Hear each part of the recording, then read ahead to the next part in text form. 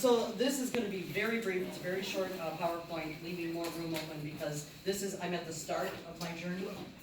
This is what I'm going to be spending pretty much from January of 2019 for the next 2 years to implement this. We've already established some great partnerships, so I'm hoping to really move forward on this.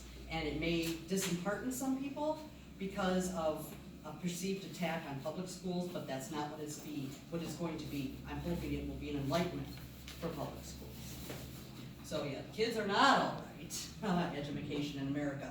As instructors, we see those students that come in as freshmen, and there are times where I have a bloody spot on my wall to beat my head against as I'm reading their first paper. And of course, our job is to teach them, but so many students come more prepared from different districts, and there's a vast, even in our county, with only 3 school districts, there's a vast discrepancy. So some sobering statistics, and we know most of these. These are not big surprises. So there is 1/3 of all public schools are located in rural areas, but only 1/5 of all public school students are enrolled in rural areas. What's up with that? Okay, where are they at? 50% of students in rural areas, only 50%, attend some form of Head Start or preschool program. That's sobering, because you want to get them when they're young, when their brains are forging all those pathways. Students in rural areas are least likely to attend college, even among higher income families. So that's sobering as well. About 40% of adults in rural areas believe their children will be worse off than they are no matter what happens. So that cloud that kind of is hanging over America and has been for almost a decade now, or a little over a decade actually, seems to be really concentrated in rural areas. High school diploma completion in rural areas has significantly increased. It jumped between 1960 and now, but college completion has only edged in at 4%. So while they're completing high school and getting their high school diplomas, very small number of them. And then when we see the statistics from our college, Michigan College, it really shows that. So, and then there's a chart that kind of shows how the changes have occurred in completion of high school and college education in rural areas. This is nationwide, okay, and this was again from the U.S. Census Bureau. Okay, so here's Mid-Michigan College numbers. This is pulled straight from our website. So we go and look. We've got about 50% of transfer students, okay, that transfer out, and then about 50% that are not transfer students. And we have different programs. We have auto mechanics that does have actually an associate's degree and some other programs as well. But if you look at the county of residence that we serve, now we're located in Harrison, Michigan, Clare County, Michigan. And we serve through a millage a lot of Clare County and Gladwin County, depending on where your school district is located, because some outlying areas serve other school districts. But if you look, we have Isabella County, which has Central Michigan University, which has a higher income, but a higher poverty rate probably because of the college students, because their income is counted as being low because they're not working. But 18% of our students come from Clare County, and 10% come from Gladwin. Gladwin pays. They get a lower rate. Same with Clare County. That surprised the heck out of me. I thought it would be at least in the 20s or 30s for either one of those counties, and unfortunately it was not. Sociology. Gotta breathe that in there. Got the good old faces up there. So not to demean Marx at all, because I'm a Marxist at heart, but even Durkheim would look at the reason why rural areas have been so underserved, and a lot of it was because traditionally, as America was growing as a nation, rural areas didn't necessarily need to have a lot of emphasis on education in general. Now we know that a farmer would be best served, of course, with a good 4-year degree. But back in the day, you worked the family farm, you inherited the family farm. You needed to know how to do basic math, and it's why the Amish get, they stop education, I think, at 8th grade. And a lot of the reason why is you get the basics of what you need to just be very basic in farming and survive. Now, conflict theorists, which is where I come in, would say that they're high poverty areas, they're low population density, and they don't get a lot of attention like your big cities do. So there's an inequality that's built into the system, and it has not changed despite the fact that rural areas are significantly different than they were when a functionalist could look at this and say, okay, there's a reason for this. Okay, so then we have some of the reasons why rural areas have really gone and stagnated or gone down in their level of education. So funding, specifically cuts and available resources to rural areas. A lot of students, there's just not enough people, and the state, even the state of Michigan, which had the Headley Amendment, still has not equalized in any capacity the per student or per pupil funding for schools. There's a lack of access to technology. Clare County is blessed to have a broadband initiative, which was actually started by our RESD that serves Gladwin and Clare counties. So I have high-speed internet. Okay, it's only 5 or 6 megabytes per second, but it's consistent and better because they have really worked hard to implement this across. But there's also a lack of accessibility due to income, right? So, qualified teachers. Somebody's got to get the best and the brightest, and often they go to cities. They don't want to live in rural areas for many different reasons. One-room schools. I didn't know this. This shocked the heck out of me. There are still 200 one-room schools in America. Say what? Okay. Wow. We have a loss of talent because our kids educate. We push them to educate. And I know parents who told their kids, you go to Ferris, you go to CMU, you go to wherever, you get your degree, you go, leave. Vamonos, right? Get the heck out of Dodge. So we lose a lot of our talented students that we educate at Mid-Michigan College and then Central and SVSU and all those other areas. And they don't come back, they don't contribute. Classroom size, huge. The school districts have found that it's more cost productive to go ahead and cram 40 students into a classroom and pay a teacher overage than it is to hire a new teacher and bring them on and have to pay all their benefits. And now new teachers in Michigan do not even get a pension, they get a 401k. So I don't know how that still continues to be a problem, but it is a large problem. And then school consolidation.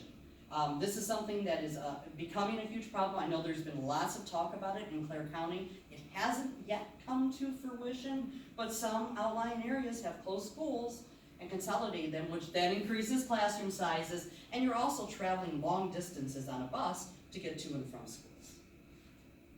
Okay, so some solutions. And this is where my journey begins. Okay, so I've already talked to Steve Wozniak's people. I don't know how I got a voice in there and why they called me back, but they did. So he's starting to push an initiative into education. He's already partnered with a university to, it's called WazU now, and it's a section of it. And when I talked to them, I said, well, what about preparing them for WazU? And they agreed.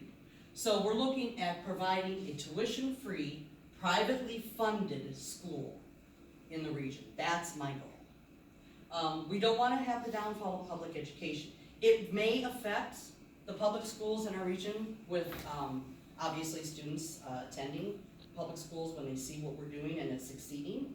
However, the goal is to shake it up because we've been sitting here for over 4 decades wondering what's happened to our public education system.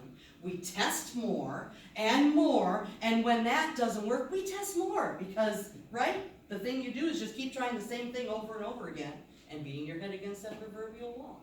I would like to go ahead and take the bull by the horns and produce some raw data that shows that our traditional K-12 system that we have is malfunctioning to the point where it needs to be scrapped and looked at from a different perspective. There are public schools in other areas that have already started doing this. Unfortunately, there are very few, if any, in Michigan. I've found mainly in Colorado. A lot of it's funded by their recreational marijuana taxes that they have. They're even sending their students to state colleges for free now, if you live in specific counties that have large grow operations. But the end result is I want to take it back to where students come to colleges from the system better prepared and less in shock so that your numbers look better too, because a lot of it's culture shock, right? They go there and they have these expectations that they're going to give rote memorization and regurgitation, and they don't know how the system works. And they're kind of shocked when they have to do a lot of paper writing because everything's a lot of fill in the bubble tests. So liberal arts, not job preparation. I want to just get that out of our lexicon. At the college level too, I know our administration loves that term. You know, we're preparing for jobs, preparing for employment. We prepare them for employment by making them better thinkers, by making them better analyzers, not by trying to, because they're going to go into work unless you're a nurse, even if you're a nurse or a doctor or a veterinarian or a lawyer, you're still going to be green behind the ears when you first get into your courtroom or your patient's room. You're not going to, you still need on-the-job training, and it goes even more so for people going to accounting and other things.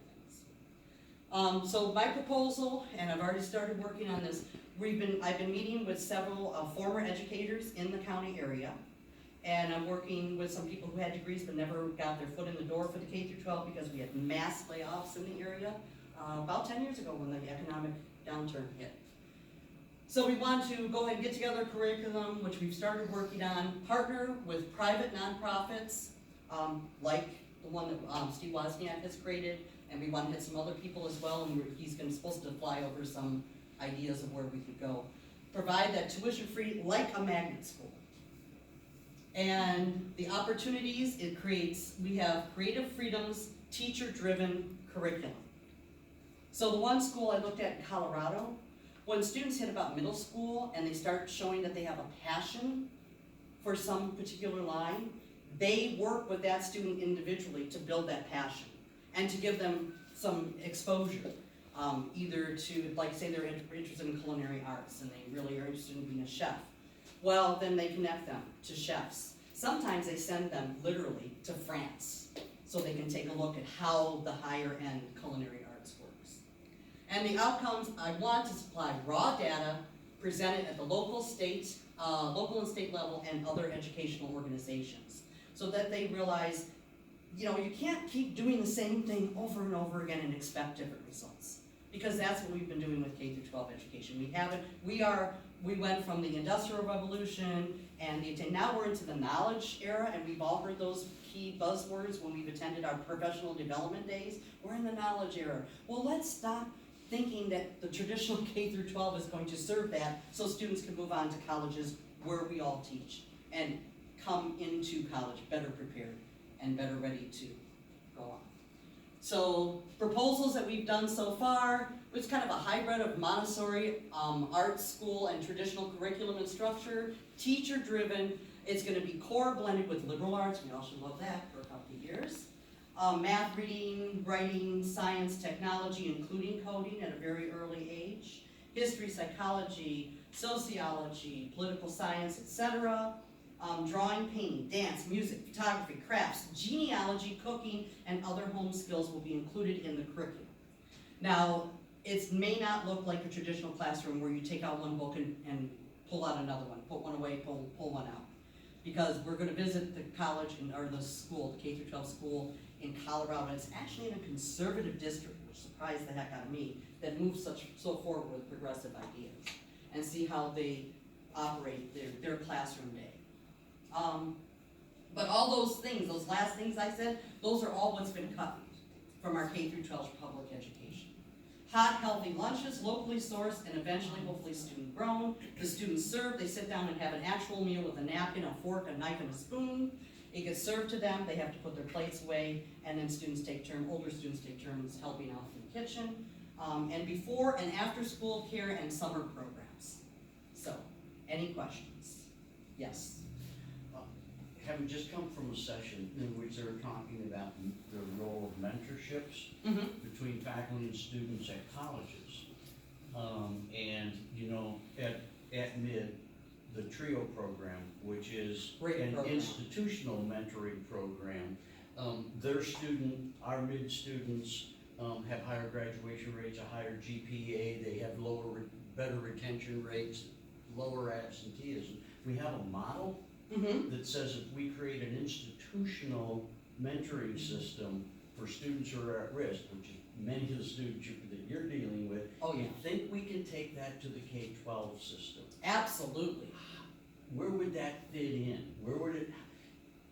Okay, A so you're program, you're kind of a structural functionalist, and I know you step back and look at how things function and try to maneuver within the systems. I'm a sociologist, I don't Right. do that other stuff. But I've observed, and you're extremely adept and just, you zero right into things, and like I said, you're a great marketer too, because some of the ideas you and I spoke about are tremendous. But you might have to restructure the system from its form that we're used to dealing with now, and put it into something that's a little different.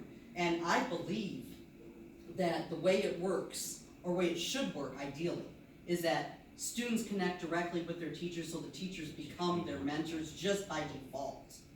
So it's not something that would have to be necessarily written in. It should be such a close working relationship that it shouldn't be that difficult to pass on. So I'm gonna throw it out there, Mhm. which I'm sure you're expecting this. So you know, sociologists are, huge proponents of public education. Yes. And, most of us hate Betsy DeVos. Yeah.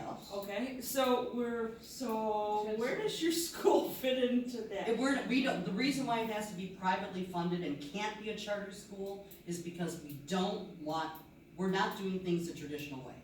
And because there's no raw data, except for a pocket full of schools here and there that we're taking from, it's going to be hard to fit into that paradigm. We don't want to check off the boxes. We are going to have a portfolio process to show students have mastered certain techniques or skills, but it's not going to be A, B, C, D type of situation. Right, but what I'm trying to say to you is, do you envision your school becoming a model for public schools? Absolutely. Are you That's the goal. trying to change public education? I'm trying to get raw data, first serve the students. The most immediate thing is serve the students in the area. And I've actually partnered with the conference I was sent to, Rise Up, it was a women's networking conference.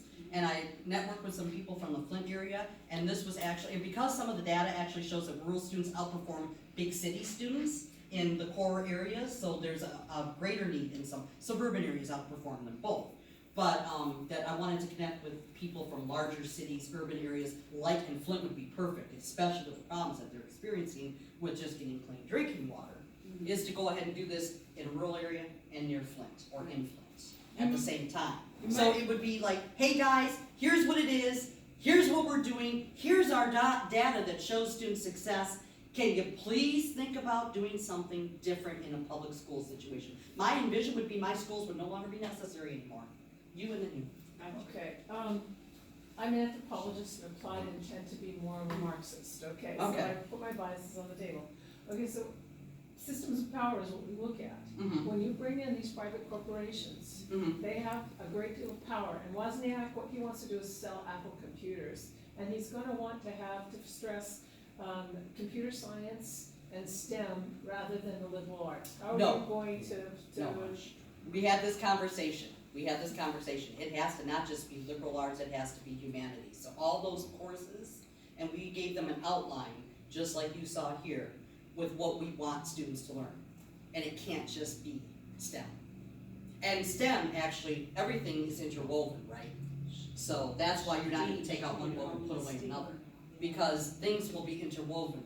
The reading might be in a political science book, or it might be in a biology book, and your science may be doing gardening and learning how to grow food, which you can then take home and apply to your family as well, so that goes with inequality. So there's aspects of it. No, I told them they can't, the control will be only from the money aspect. If they wanna donate Apple computers, more power to them. Question, I kinda wanna put these together. First of all, I know there's a movement to go beyond STEM to STEAM, adding arts Yes. into it, and I prefer STREAM, which puts reading ahead of everything else. But my question is, wouldn't the public schools in Clare and Gladwin County be better if Wozniak just wrote them a check?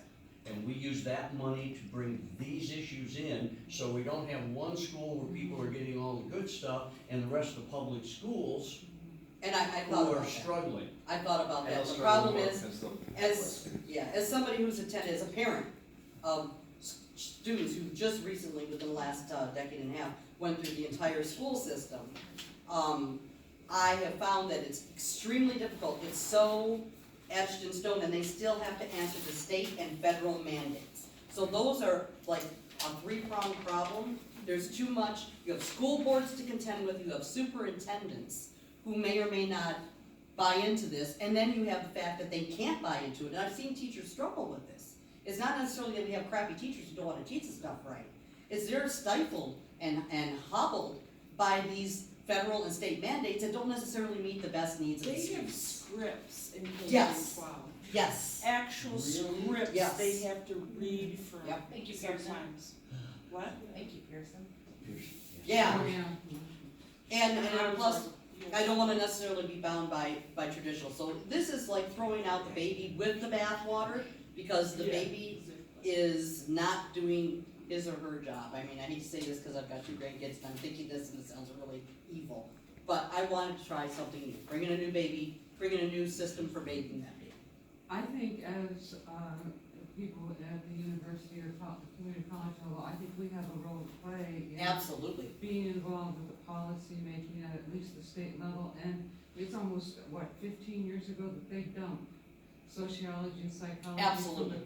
from the requirements. And so I think, and we should have fought it at that time. Now they're reviewing that again, and I think we should be right in there, working with our colleagues in the School of Education and so forth, to re-emphasize or emphasize the social sciences. And I think we importance need, of it. if we're gonna get this project off of the ground, it needs to be partnered with our local universities and colleges. So I don't think it's not like a standing alone, an island.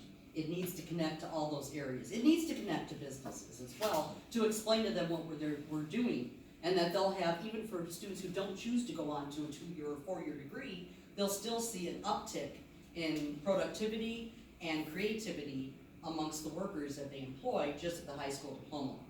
See, So- and I think you'll get more buy-in, at least from sociologists Mhm. and maybe other academics, if you really emphasize that your ultimate goal is not to distance yourself from public education, but to transform it. Absolutely. And then, like I But said, I think you should just emphasize that right at in a the- perfect future, Yeah. you wouldn't need my school anymore. You wouldn't need our ideas because they would already be at least partially or somewhat implemented in the public school system altogether. Yeah. It's sort of the same thing, I'm still trying to see, I got traditional public schools, I got your idea here, where do I put the charter schools? Yeah, and the charter schools, that's my personal bias, that's gonna have to be something that I'm gonna have to take a good long look at. Because I've substitute taught at them and I have, gosh, how to say this nicely? The ones that I've seen, and they kind of go along with what the overall data shows, in the failure of many charter schools, is the education level actually is dropped below. But they're also sucking the money out of the public Right. system. Of course they are. And someone's gonna come on and say, and so is yours.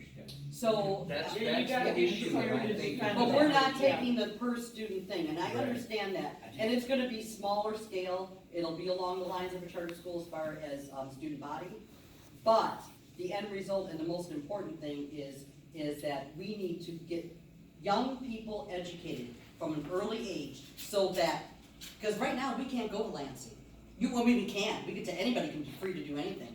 We're gonna get absolutely nowhere. If we were to take everybody in this room and rent a bus and go to Lansing, we would be heard, and then we would be, well, that's nice.